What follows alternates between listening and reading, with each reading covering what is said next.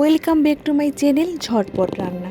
আমি আপনাদের সাথে আটা দিয়ে খাজার রেসিপি শেয়ার করব। প্রথমে আমি আটা নিয়ে নিয়েছি, তারপর নিয়েছি তেল, সাথে স্বাদ মতো লবণ নিয়ে ভালোভাবে মাখিয়ে নিয়েছি।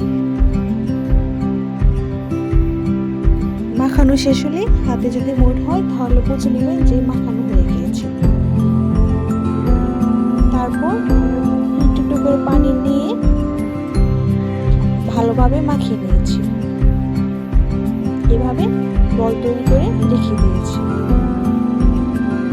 তারপর চুলায় আগুন ধরিয়ে সসপ্যান দিয়ে পানি দিয়ে স্বাদ মতো চিনি দিয়ে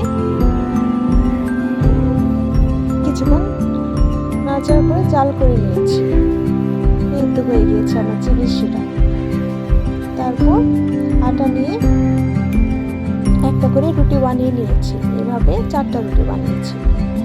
তারপর একটা করে নিয়ে তেল দিয়ে আটা দিয়ে আরেকটা রুটি উপরে রেখে দিয়েছি।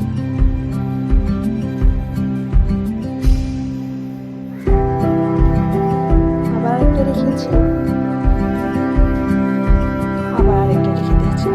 তারপর এভাবে ভাঁজ করে নিয়ে নিয়েছি। তারপর এভাবে কেটে দিয়েছি।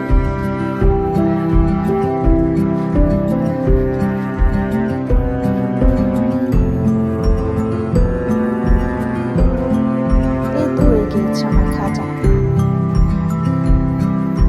তারপর কড়াই তেল দিয়ে একটা করে খাজা ভেজে নিয়েছি।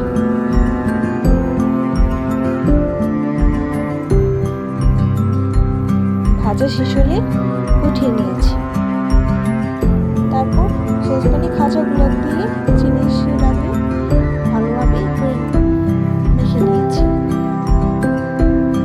প্রত্যেক চিনি শিরা দিয়ে নিয়েছি যাতে ভালোভাবে চিনি শিরাটা বসে যায়। এতে হয়ে গিয়েছে আমার সুস্বাদু খাজা।